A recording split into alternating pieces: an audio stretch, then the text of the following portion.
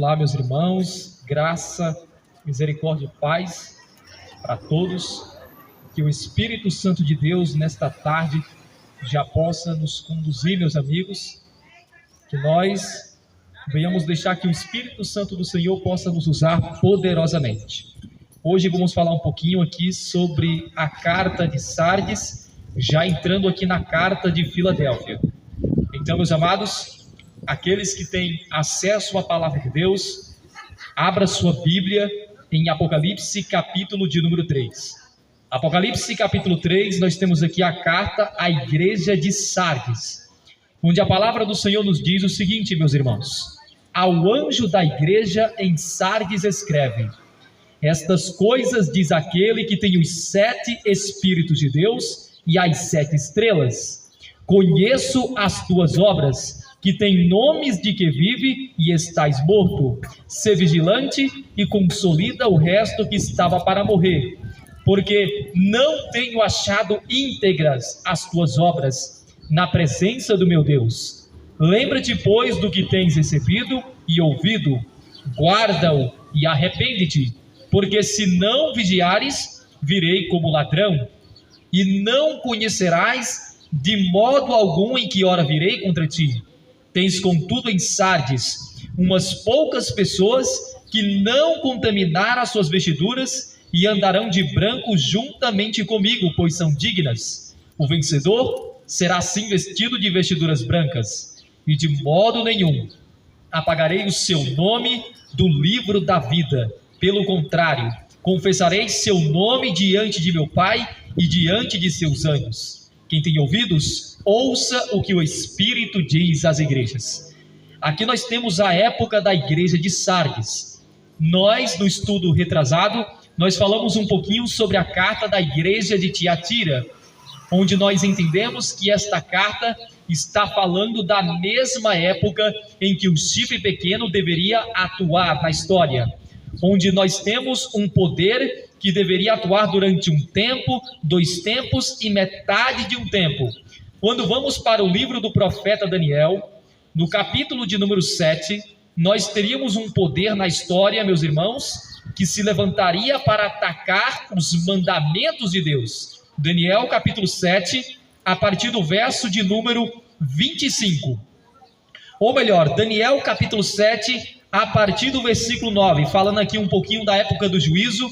A palavra do Senhor diz o seguinte: continuei olhando até que foram postos uns tronos, e o ancião de dia se assentou. A sua veste era branca como a neve, e os cabelos da cabeça como a pura lã. O seu trono eram chamas de fogo, e suas rodas eram fogo ardente. Um rio de fogo manava e saía diante dele. Milhares de milhares o serviam, e miríades de miríades estavam diante dele. Assentou-se o tribunal e se abriram os livros. Este aqui, meus irmãos, é o juízo celestial que deveria começar na época do ano de 1844 para dar fim ao poder do anticristo.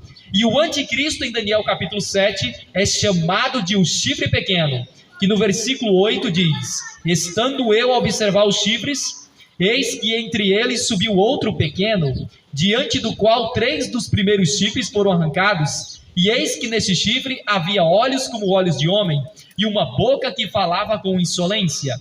Este chifre aqui, meus irmãos, é o poder papal, é uma referência à Igreja Católica Apostólica Romana, é o anticristo da profecia bíblica. E o versículo 25 fala que este poder, ele se levantaria para atacar os mandamentos de Deus. O verso 25 diz que ele proferirá palavras contra o Altíssimo, magoará os santos do Altíssimo e cuidará em mudar os tempos e a lei de Deus. E os santos serão entregues nas suas mãos por um tempo, 2 tempos e metade de um tempo. Isto na profecia, 1 tempo, 2 tempos e metade de um tempo, é o que vale a um período de 1260 dias proféticos. Isto vai coincidir exatamente com a mesma época de Apocalipse capítulo de número 12. Apocalipse capítulo 12, verso 6, nos diz que a mulher, porém, fugiu até o deserto, onde lhe havia Deus preparado lugar, para que nele a sustentem durante 1260 dias. No versículo 14, a profecia confirma e diz: e foram dadas à mulher as 2 asas da grande águia, para que voasse até ao deserto, onde ao seu lugar é sustentada durante um tempo, tempos e metade de um tempo, fora da vista da serpente. Este período, meus irmãos, foi a época da supremacia papal, a época dos 1260 anos, que na história vai desde o ano 538 até o ano de 1798 depois de Cristo. Esta é a mesma época da igreja de Tiatira, a igreja onde nós teríamos o reino de Jezabel, a prostituta, que em Apocalipse capítulo 17 é a mesma grande cidade que domina ou dominaria sobre os reis de toda a terra. Então este poder deveria durar na história até o ano de 1798. Para ser mais preciso, até o dia 11 de fevereiro de 1798, onde nós tivemos a prisão do Papa Pio VI por ordem de Napoleão Bonaparte.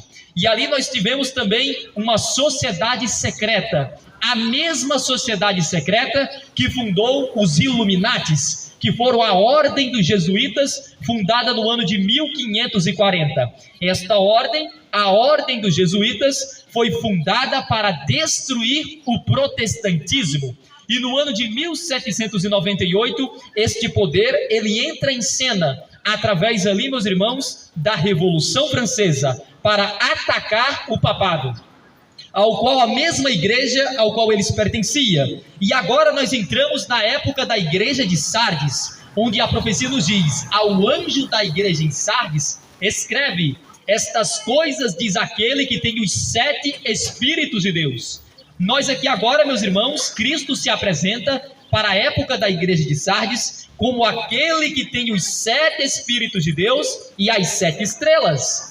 Porque Jesus se apresenta para esta igreja como sendo aquele que tem os 7 Espíritos de Deus e as 7 estrelas. Porque, meus irmãos, os 7 Espíritos de Deus é uma referência ao próprio Santo Espírito de Deus. E estas 7 estrelas é uma referência à mensagem, porque estrela em profecia é o que vale a mensageiro, meus irmãos. E o mensageiro, ele tem uma função: pregar o evangelho a toda criatura, a todos os povos, multidões, nações e línguas. E aqui nós temos um momento em que uma igreja perderia o Espírito Santo, meus irmãos. Uma igreja que abandonaria a verdade, onde nós temos aqui um falso protestantismo, uma igreja que não protestaria mais contra as mentiras do papado, uma igreja que agora se uniria com o catolicismo, uma igreja que começaria, meus irmãos, a desonrar e a desobedecer os 10 mandamentos de Deus. E a profecia nos diz: conheço as tuas obras, que tens nome de que vives, mas estás morto. Então estamos falando de uma igreja hipócrita, é como sepulcros caiados. É uma igreja que diz pregar a verdade, mas esta verdade ela mesma não pratica, ela não vive a verdade. Por isso a profecia diz que tem nomes de que vive, mas está morta. Quantas pessoas hoje, meus irmãos, estão vivendo nesta hipocrisia? Quantas igrejas hoje estão vivendo também nesta hipocrisia? E tem nomes de que vivem, mas estão mortas. Igrejas que estão se unindo com o catolicismo, igrejas que estão se unindo com as mentiras, com o vinho de Babilônia, igrejas que estão pisando nos mandamentos de Deus, igrejas que estão tendo mais de um Senhor, igrejas que estão adorando imagens, igrejas que estão tomando o nome de Deus em vão, igrejas que estão pisando no dia do sábado, igrejas que estão desonrando o pai e a mãe, estão matando, estão roubando, estão adulterando, estão se prostituindo, estão adorando, levantando falsos testemunhos, igrejas que estão cobiçando, onde os pastores e ministros se preocupam muito mais com o dízimo e a oferta das ovelhas, igrejas onde os ministros não estão preocupados com a vida das ovelhas, eles só se preocupam com os seus bolsos, só se preocupam em ganhar dinheiro, em se tornar cada vez mais ricos, mercadejando a palavra de Deus. E nós vemos isso aqui na época da igreja de Sardes, Uma igreja que tinha nome de que vives, mas ela estava morta. Era a mesma época, por exemplo, da igreja dos fariseus. A época da igreja dos fariseus, meus irmãos, da época das sinagogas, onde nós tínhamos líderes que eram como sepulcros caiados. Por fora era bonito, mas por dentro era uma podridão. Eram hipócritas, falsos profetas. E aqui a palavra de Deus continua e diz: sê vigilante e consolida o resto que estava para morrer, porque não tenho achado íntegras as tuas obras na presença do meu Deus. E olha o que a profecia nos diz: lembra-te, pois, do que tens recebido e ouvido, guarda-o e arrepende-te, porque se não vigiares, virei como ladrão, e não conhecerás de modo algum em que hora virei contra ti. Meus irmãos, o Senhor, Ele é aquele que nos adverte. Deus, Ele ama cada um de seus filhos, Ele ama cada um de nós, e hoje, meus irmãos, Ele está aqui para nos advertir, por meio de seus profetas. O Senhor nos diz: lembra-te, pois, do que tens recebido e ouvido, guarda-o e arrepende-te, porque se não vigiares, eu virei como ladrão. Muitos estão dormindo, a maioria estão dormindo. Todas as religiões, todas as denominações estão se unindo com o catolicismo. Todas, meus irmãos, adventistas, presbiterianos, metodistas, Assembleia de Deus, movimentos pentecostais, todos os tipos, batistas e anabatistas, todos os movimentos, a Igreja dos Mórmons, Testemunhos de Jeová, todas as religiões da terra estão indo se encontrar com a prostituta de Apocalipse capítulo 17. Em Apocalipse capítulo 13 fala deste falso protestantismo, que todos se uniriam em uma mesma voz. Apocalipse capítulo 13 fala: e adoraram o dragão, porque deu a sua autoridade à besta. Então, meus irmãos, todos os movimentos religiosos da terra estão adorando o dragão. E quem é o dragão? O dragão é a antiga serpente, chamada Diabo e Satanás. E todos estão adorando, e não só o dragão, porque eles também estão adorando a própria besta. E quem é a besta? A besta, meus irmãos, é a prostituta de Apocalipse capítulo 17. É a cidade dos 7 montes, é o Vaticano. E é de lá daquele trono, onde nós temos ali o trono de Satanás. Satanás se senta, meus irmãos, no trono do Vaticano. É de lá que ele governa todos os povos da terra. Hoje nós temos aí atuando o Papa Leão XIV. O Papa Leão XIV, meus irmãos, nós cremos que através do governo deste Papa, que será imposto a marca de imposição, a marca de autoridade do papado, a marca da besta. É uma referência ao decreto dominical. É uma referência à marca que será introduzida contra aqueles que guardam os mandamentos de Deus e têm o testemunho de Jesus. E veja, meus irmãos, em Apocalipse 13, diz o seguinte a profecia: quem é semelhante à besta? Esta é a pergunta que os ímpios fazem. Quem vai ser semelhante ao catolicismo? Quem é semelhante ao papado? Quem pode pelejar contra este papado? E a Bíblia diz: foi-lhe dada uma boca que proferia arrogâncias e blasfêmias, e autoridade para agir 42 meses. Meus irmãos, nós ainda teremos uma segunda supremacia papal. Houve na Idade Média, na primeira supremacia papal dos 1260 anos. O papado ele reinou do ano 538 até 1798. Mas a profecia fala que logo depois da ferida mortal, no dia 10 de fevereiro de 1798, por meio do ataque da Revolução Francesa, por meio de Napoleão Bonaparte, que era um maçom de grau 33, ainda a profecia fala da restauração. E esta restauração deste poder começou a partir da data de 11 de fevereiro de 1929, com o Tratado de Latrão. Através do Tratado de Latrão, começou a contagem de 7 papas. 7 papas. E quando chegamos no dia 11 de fevereiro de 2013, nós temos um momento em que acontece agora, a cicatriz agora desse poder é finalmente concluída. Nós temos agora a restabilização da igreja com o Estado. todas as igrejas da terra se unindo com o catolicismo, todas as religiões adorando o papado. E veja, nós teremos agora nos últimos dias uma supremacia de 42 meses. E veja, meus irmãos, a Bíblia fala aqui no versículo de número 8: e adorá-la-ão todos os que habitam sobre a terra, aqueles cujos nomes não foram escritos no livro da vida do Cordeiro, que foi morto desde a fundação do mundo. Então veja, meus irmãos, todos os povos da terra estão indo de encontro à prostituta de Apocalipse capítulo 17. A prostituta de Apocalipse capítulo 17, ela está imperando.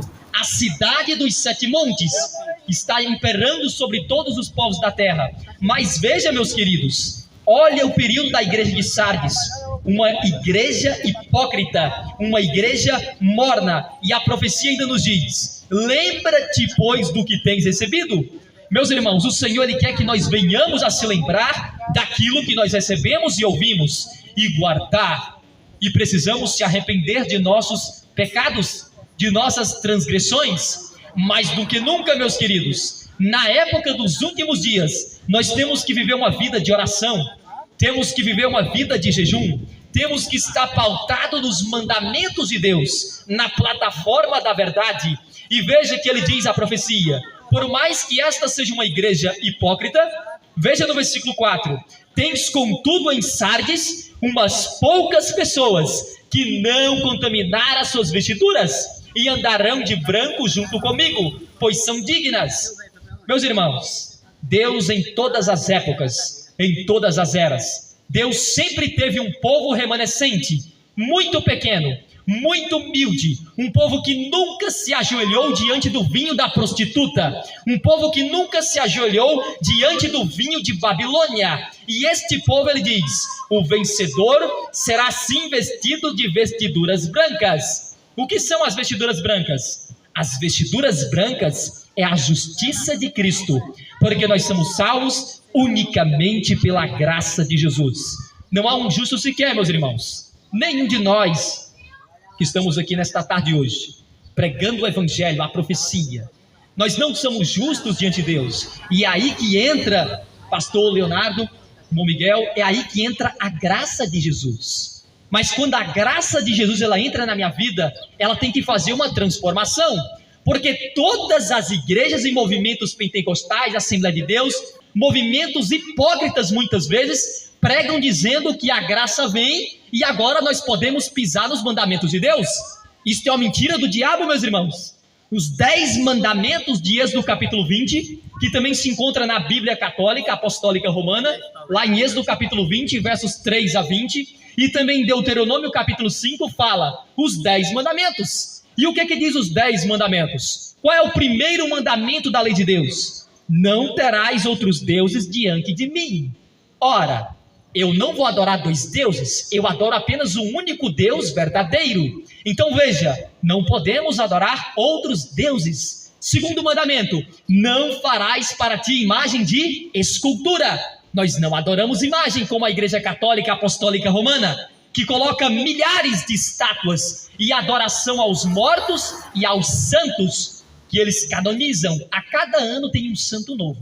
A cada ano eles vão canonizando santos. E as pessoas vão adorando homens, em vez de adorar o Criador desses homens. As pessoas estão adorando muito mais a criatura do que o Criador.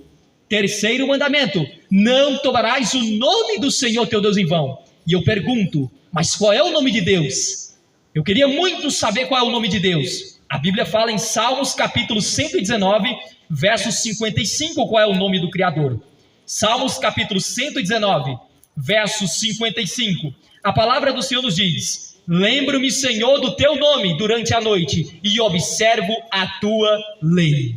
O nome de Deus é os 10 mandamentos. Por isso que quando Deus o Pai desce lá no Monte Sinai, quando a gente vai tirar uma identidade, você tem que escrever com o seu próprio dedo. E a Bíblia fala que quando foi para escrever os 10 mandamentos, que muitos falam que estes 10 mandamentos foram escritos por Moisés. Esta é uma outra mentira de Satanás. A Bíblia fala que quem escreveu foi o próprio Deus. Êxodo capítulo 31, o versículo 18 nos diz: e tendo acabado de falar com ele no Monte Sinai, deu a Moisés as 2 tábuas de pedra, escritas pelo dedo de Deus, Deus o Pai. Então veja, meus irmãos, os 10 mandamentos, eles não foram escritos pelo dedo de Moisés. Jamais Deus o Pai, o Filho e o Espírito Santo ia permitir que os mandamentos fossem escritos pelo dedo de Moisés. Não poderia, porque os 10 mandamentos é a identidade de Deus o Pai, do Filho e do Santo Espírito. E aí você ainda tem um 4º mandamento da lei, onde na primeira tábua você tem 4 mandamentos, representando o meu amor para com Deus. Qual é o 4º mandamento da lei?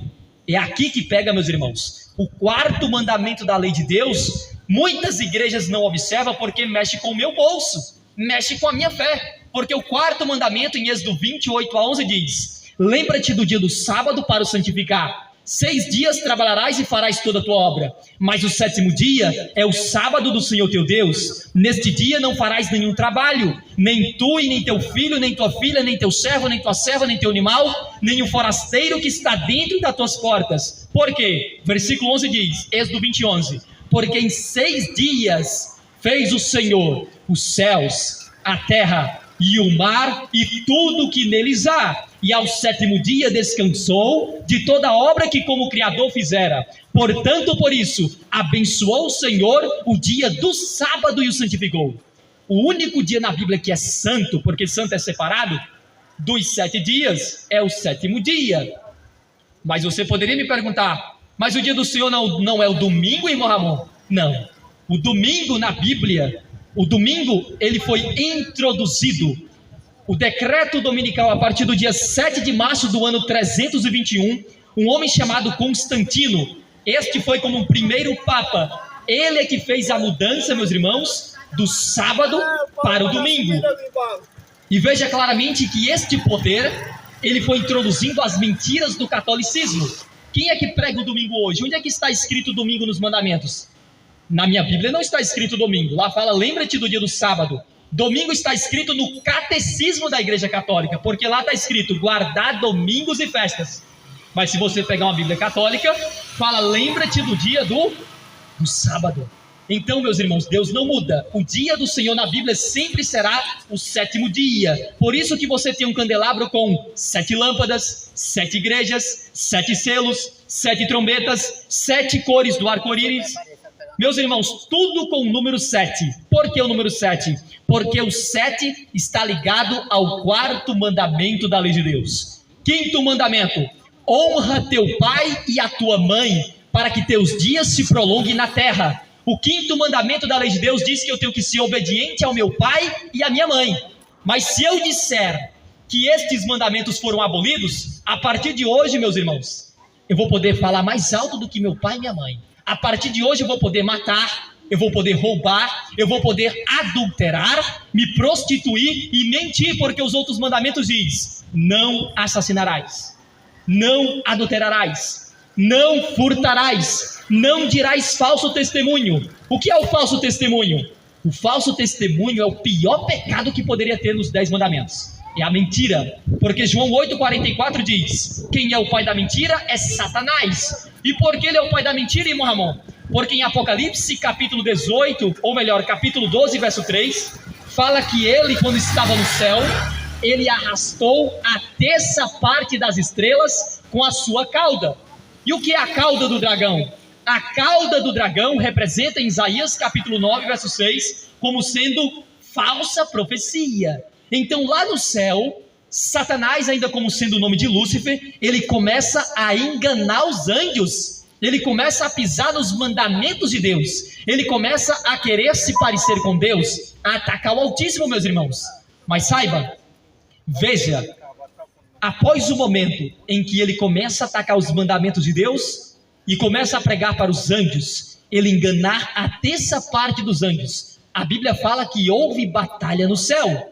Miguel e seus anjos pelejaram contra o dragão, e o dragão e seus anjos pelejaram contra Miguel e seus anjos. Todavia, eles não prevaleceram, nem mais no céu se achou lugar deles, e foi expulso o grande dragão, a antiga serpente, chamada o diabo e Satanás, o sedutor, ou melhor, o enganador de todo mundo. Sim, ele foi atirado para a terra e com ele os seus agentes, os seus anjos. Então veja, meus amigos, se os mandamentos foram abolidos, então você está do lado de quem nesta hora? Se eu, como igreja, vou pregar e dizer, olha, a graça acaba com os mandamentos, a partir de hoje eu estou indo para o reino do diabo, porque Satanás é que luta contra os mandamentos de Deus. E o 10º mandamento da lei diz, não cobiçarás. Qual foi o primeiro ser no universo a querer cobiçar as coisas de Deus? O trono de Deus.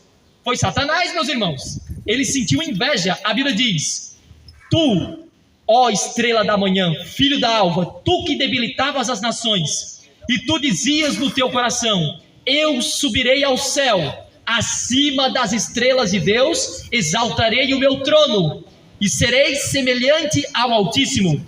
E ele queria, a Bíblia diz, se sentar no monte da congregação, nas extremidades do norte. Mas a profecia continua em Isaías 14, 12 a 15. Contudo, serás precipitado ao mais profundo do abismo. É isto, meus irmãos, que vai acontecer com todos aqueles que ousarem a pisar nos 10 mandamentos de Deus. Todos aqueles que se levantarem contra a lei de Deus vão ser destruídos. Porque o que é o pecado? O pecado é a desobediência dos 10 mandamentos. E se eu tirar os 10 mandamentos, não existe mais pecado. Se não existe mais pecado, não existe mais graça. Porque Jesus, ele veio a esta terra para destruir as obras do diabo. E Satanás, ele veio para matar, para roubar e para destruir. E meus irmãos, para estar finalizando aqui a mensagem desta tarde, dentro aqui da carta da igreja de Sardes, vejam uma boa notícia, meus irmãos. A igreja de Sardes aqui, Apocalipse capítulo de número 3. Porque na semana que vem vamos falar sobre a carta de Filadélfia. E aqui diz o seguinte: tens contudo em Sardes umas poucas pessoas que não contaminaram as suas vestiduras. Meus irmãos, hoje o Senhor está chamando a mim e a você. Que a graça de Jesus, como diz o apóstolo Paulo, que a graça de Jesus possa nos impactar e possa nos transformar, para que venhamos a ser filhos obedientes aos seus mandamentos. Jesus nos diz, aquele que me ama, guarda os meus mandamentos, e andarão de branco junto comigo. E ele diz, o vencedor, porque nós temos que ser vencedores. Nós temos que vencer o catolicismo, nós temos que vencer a prostituta de Apocalipse capítulo 17, o anticristo da profecia. Não pensem, meus amigos, que o anticristo ainda vai vir, porque não vai vir. O anticristo é o papado, é a igreja católica apostólica romana. Nunca se esqueçam disso. Será assim vestidos de vestiduras brancas, e de modo nenhum apagarei o seu nome do livro da vida. Pelo contrário, confessarei seu nome diante de meu Pai e diante dos seus anjos. Quem tem ouvidos, ouça o que o Espírito diz às igrejas. Meus irmãos, que nós possamos ser vencedores. E a única forma para que nós venhamos a ser vencedores, o apóstolo Paulo nos diz, em Romanos capítulo de número 8. Romanos capítulo 8, o apóstolo Paulo nos diz, no versículo de número 1.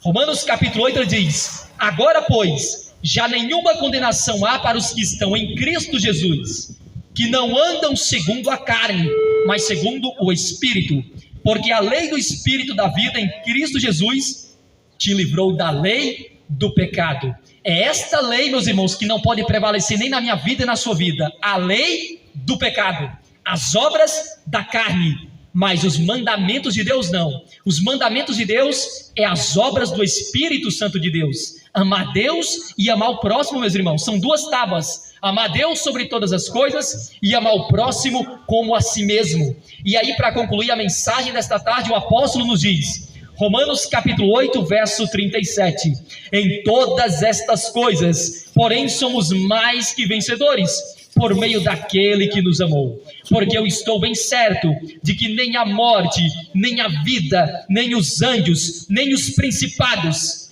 nem as coisas do presente, nem do porvir, nem os poderes, nem a altura, nem a profundidade, nem a qualquer outra criatura poderá separar-nos do amor de Deus, que está em Cristo Jesus, nosso Senhor. Amém, meus irmãos? E aqui eu já cito a bênção apostólica de Deus. Que a graça de nosso Senhor Jesus e o amor de Deus e a comunhão do Santo Espírito possa estar com cada um de nós. E você também que me acompanha por meio da internet, aqui por meio do canal Revelaxion. Se você ainda não é inscrito aqui no canal Revelaxion, por favor, se inscreva. E também ative aí, meus irmãos, o sininho das notificações. Lembre-se também de compartilhar este vídeo com seus conhecidos, amigos e familiares, para que mais pessoas tenham acesso ao poder da palavra de Deus. Qualquer dúvida, deixa nos comentários aqui do vídeo, que nós vamos estar respondendo a cada um de vocês. E para todos aqueles que escutaram a mensagem aqui no Conjunto José Euclides, que o Espírito Santo de Deus possa conduzir a cada um de nós. Desde já, quero agradecer minha rica oportunidade em nome de Jesus. Bom, Miguel?